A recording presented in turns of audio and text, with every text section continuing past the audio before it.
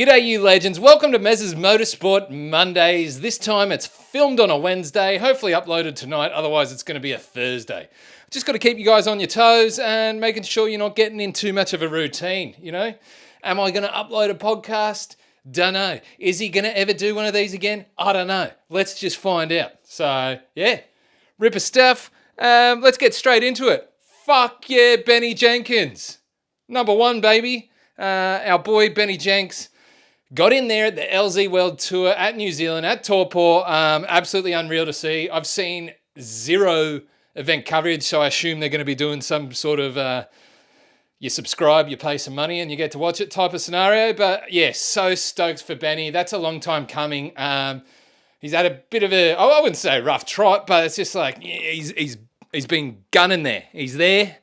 Bit of top 8 action, get up there. Oh, nah. Oh, yeah. And then just to get a win. Against Chelsea Denofa, Dwayne McKeever, like there's some serious contenders.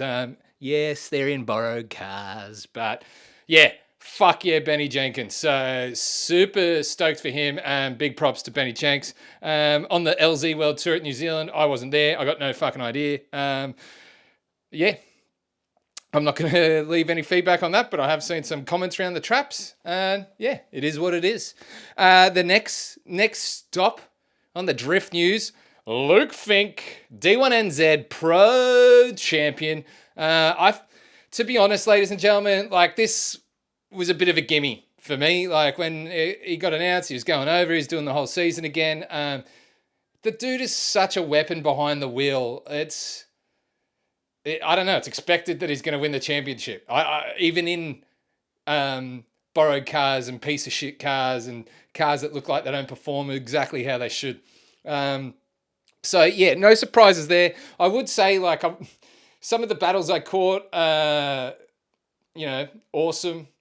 Against like, oh fuck, what is his Hori Clivenen? Fuck, I'm fucking that up, something chronic. But Driftmasters champion, Mount Smart round. That battle was fucking sick. But like, I hopefully no one takes this the wrong way, but I would say it hasn't been the highest amount of talent in the D1NZ series as compared to previous seasons. So there is a little bit of that, but there's no taking away Luke Fink's driving skill, or well-deserved number one. And please, can someone with some proper money and proper budget just fucking hand Fink the keys to a ready done car? Like I'm talking like Vaughn Gittin, hand the keys to the RTR Mustang, because I'd love to see what Luke could do in an actual proper setup car that, is reliable, does have all the, what would you call it? Niggling issues fixed, and has the budget to get the stuff what needs to be done. Because I don't know the guys he's driving for over in New Zealand, but to me, like they're having to borrow a car almost every round. Something's always happening. I'm not going to talk shit on people, but like, the car's obviously strung together and they're not at that fine line. Which, if Fink's doing that in different cars, borrowed cars, hasn't had a chance to get used to, like the whole, like again, it just shows what a weapon he is. Now I know in the past, Luke's gotten people offside with, he's a very strong, determined character. Addy loves talking a bit of shit. I love talking shit too. Sometimes I reckon it's been done a bit distastefully. But, the past is the past. I think anyone who, doesn't hold on to the past can see that Luke's, he's changing a bit. Maybe it's the kids, even though he's had them for quite some time, but maybe just settling into that dad life a bit. It's simmered him down a bit. Maybe someone pulled him aside and was like, yo, to get this RTR drive, you need to be a bit more, let's not be as poke the sleeping dog, if that makes sense. So, yeah, long story short, would love to see Luke Fink in a setup team like RTR or something equivalent, and just to see how far he can go. He is one of the best drivers in the world, and I think a lot of people know that. But I don't think he's on a like James Dean level of publicity. James has got that polish. He's got that European flair. Us Australians down here, we seem to have to work very fucking hard to get any type of exposure or opportunities our way, as opposed to people doing the same stuff in another country and then it goes tenfold for him. So, yeah, my thoughts on that matter. Fuck yeah, Luke Fink. All right, next up on the chopping block, Jake Jones, the Drift Squid, Formula Drift Japan. Before getting into the nitty gritty of it, firstly, it is such a huge, just a huge achievement for Jake to make Formula Drift Japan. I know that has long been a dream of his to get into the Formula Drift Championship, whether that's US or Japan, just to compete at the higher level and just to be in that sort of pro stratosphere. I know he's had a very rocky road, which happens when you put your faith in some people, but he has been determined and hasn't stopped. So just him making the start line with his BMW was fucking awesome to see. I'm super chuffed for him. And then making it all the way to the top 8, that's got to be a very grouse feeling. But if we're being fucking very direct and very truthful, he was a bit lucky that some drivers stuffed up, sort of whether it be their chase or their lead, because their previous run, whatever they were doing, I kind of thought they've gapped Jake here, for instance, and Jake's following fine. But, then the person's thrown too much angle or the person's had a huge straighten up or gone off. So, again, that's the nature of the beast. And not taking anything away from Jake. But, that's tough. And like he said, he definitely needs a bit more fucking power under the bonnet to get amongst the other competitors. But in saying that, Fuji Speedway fucking sucks for competition drifting. I love watching during the practice session. Like once there was a season I was lucky enough to be there and watch Mad Mike and was it, I want to say Kazuya. Sorry. Kazuya. Fuck. I'm going to edit it in. All right. Being ignorant now, but my memory is faded. But anyway, just watching them in practice and because they would do the big, because you're coming around that sweep, and then a big flick into there. So that was sick to watch during practice. I think it'd be a very fun track to drive. But as for competition, you saw it a lot. It's a heavy power track and dudes are getting lost before the actual sort of judge section in the smoke, I imagine, because they're just getting plumed. And more often than not, cars are going off the track or they're transitioning way too early and just all offset. So I think Jake navigated that very well, but I think he was sort of lucky to that. I would love to see him at, is Okubuki the ski resort one? I would love to see how he goes there. That obviously cancels out that big power alley. So hopefully he can make it there. But yeah, that's great that Jake's made it. I hope it all works out for him. The auctioning of the Sunvia to go fund Formula Drift, I get it. You got to risk it for the biscuit. You've got to put it all online. You got to do that. But I don't think it's the right risk. But that's me personally, and I fucking love that Sunvia for Jake. When I think of Jake, I think of the Sunvia. I don't think of the BMW. But I was speaking to someone else, and they're like, I only think of the BMW. So crazy what time and perspective can do. Anywho, speaking of time, I think we're probably at 10-minute mark. All right, we're actually at the 9-minute mark, so minute short. That's okay. But yeah, I wish Jake all the best. He's one of the Australian go-getters. He's been trying to push for that pro dream for so long. And again, just super rad to see him make it there. I just hope it all works out for him. That's it. From one Aussie to another. But yeah, Fuji Speedway, can we please fucking move away from the competition drifting there? I don't think it makes for good watching. What are your thoughts? On that note, it was kind of cool, speaking of FD Japan still, it was kind of cool to see Saito and Gushi, the Goosh. Just, those two names, when you see them pop up on the battle tree, that, you're like, far out. In 2010? So that's cool. Minawa and Yamashita. No, not Yamashita. Yamanaka.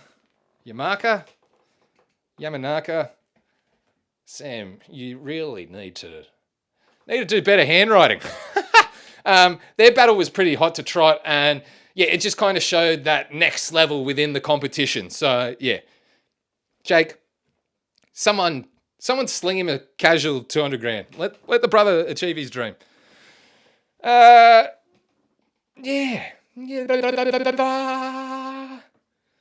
So last video, I sort of asked in the comment. I don't think I really asked. I did. I was like, let us know your thoughts. What I should be discussing. There was a fair few like, there's too much NASCAR, F1, rally, supercars. We don't need to hear that shit. Look, just to be honest, you're always going to hear that shit. I'm doing this podcast because I've just wanted to voice my opinions on everything motorsport. And I understand there is so many like F1 podcasts and supercar podcasts, but I do think a majority of them are fucking gimps with no idea. And that's another reason why I want to make this. Like, you got gimps that have never set foot on a racetrack. And when I say set foot on a racetrack, I mean in a race car, driving out, helmet on, not fucking spectating. And just, they don't get it. And just their comments are so shit. And so, yeah, that's why I wanted to start this and to break it down. To another comment in there, like, talk more about the local events and whatnot. And why do some events work and others don't. I kind of don't. I understand that this might sound very funny given the previous podcasts, if you've watched them, and how much I rant about stuff. But I kind of don't just want to fucking shit on people for no reason.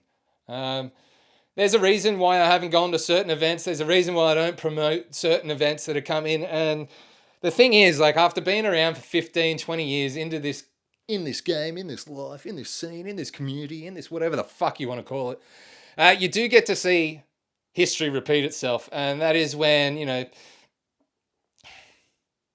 people come along and they're like, we're doing it, everyone support my event, everyone support the event, yada yada. And drifters are fucking great herdsmen. They're like, yeah, he said to support their event, we're going to go support his event. Fuck yeah. And they'll fucking do that. And that's a really fucking good thing, by the way. Like, that's so great that someone new can try something and everyone's like, yeah, we'll give it a go. But on the flip side of that is like, here's where it gets a little confusing. You get people like, oh no, go out there and support it. That's going to better drifting. That's going to further drifting. That's going to do this. But like, if I don't agree with the event and I can see the event organizer is just not in it for the right reasons, then nah, fuck it. I'm not supporting you. And I'm not fucking going to post about your event. I'm not going to attend your event. So I know, like, that can sound very like, oh, well, how do you know what the event's like if you don't fucking go? But again, like, after you've been around a bit, you kind of know which ones you should be excited about, which ones you're hesitant and see what they come through, and which ones you can just write off from the get-go. So on that note, like, again, I would love to talk about every single event and thing happening in Australia. I don't know every single detail about them, but I would say I know enough, especially sort of on the East Coast, sort of Queensland, New South Wales, Victoria, South Australia region, WA, Northern Territory. It's a little bit fuzzy. Tassie, I'm obviously down there a fair bit, so get amongst it. But yeah, so I don't want to shit on people for no reason, but I would love to tell you, but I've already alluded to it in previous podcasts. Like, if I think the event organizers made some fucking bullshit claim, Australia's best, and like, I kind of already know who the event organizer is, so I've already got who they are as a person, what they're trying to achieve. Like, I'm just not going to blindly support everything under the guise of, fuck yeah, let's make drifting better. Because I've been around long enough that you can't just support everything. You need to support the right thing. And I will use one event for an example. I'm not going to fucking name it, but I do know that it got a lot of support. The next round got a lot of support. And then all of a sudden it starts coming out. Drivers, get over it. They get pissed off.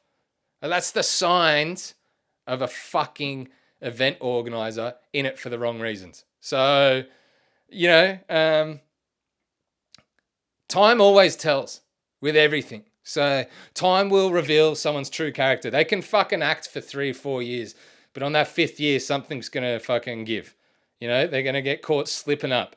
So it is kind of the same sort of there, with events, like, you can claim the best in Australia or whatever you're trying to claim. I'm holding on to that one because it's the one I can think of, but give it time. It's going to fucking come out. So I don't know. Like, that shit fucking annoys me because I can see through it from the get-go. And 99% of times I get proven right, which I'll fucking chuck in a meme that I saw the other day. Because, yeah, it's pretty much how I feel. But that's straight up ego. You're not fucking always right. And you've got to give shit a chance. So, but yeah, so to recap, I'm not going to fucking go in depth on stuff where I just find myself shitting on people. But... you know, I suppose if someone asked me a question, I would answer honestly. So on that note, with the comment section, great to have your feedback. And once again, I'm just still pretty amazed that there's people that listen to this rambling nonsense.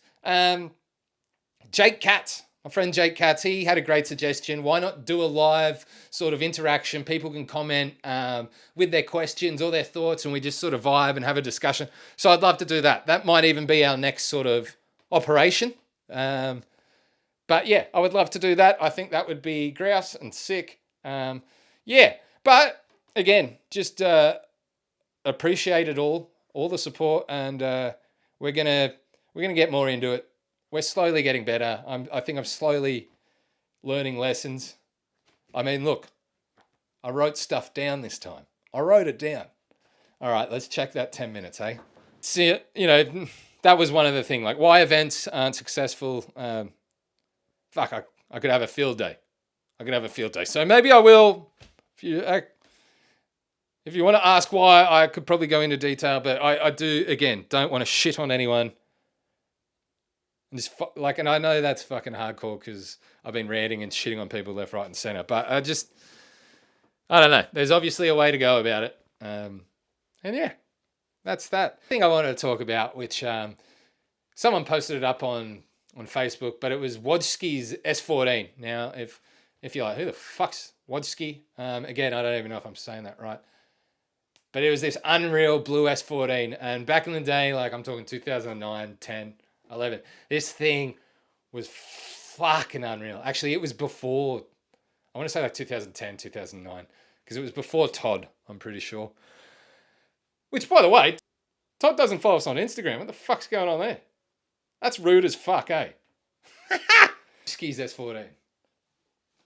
Yeah, so Wojski's S14, this cool blue S14 low down. Absolutely very sick. But it just made me realize, like, because back then, you're like, oh my God, unreal. And I saw this photo of it the other day, and I was like, that isn't even like the 10th coolest car you'd see at the track. Like, so it's just wild to see how far the styles come. You know, everything's more achievable.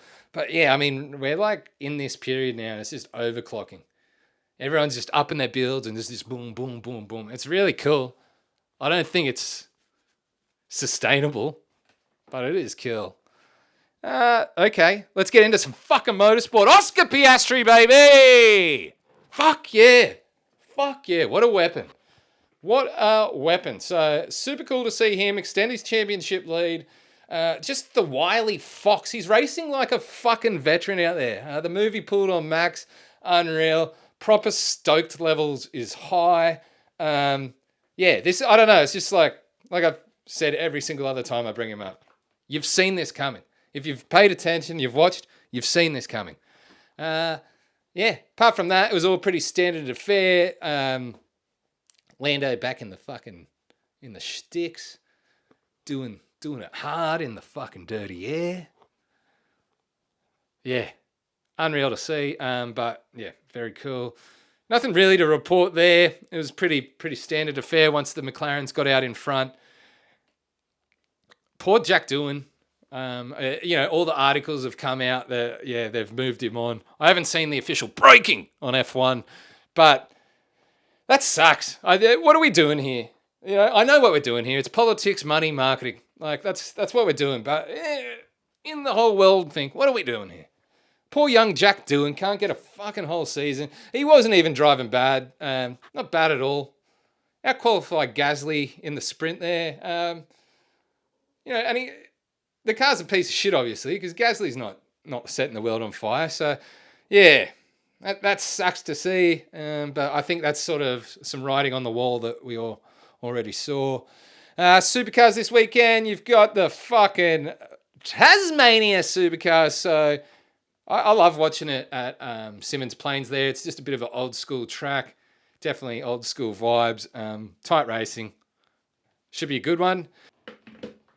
That's pretty much it, really. Nothing's really stood out for me apart from what we discussed.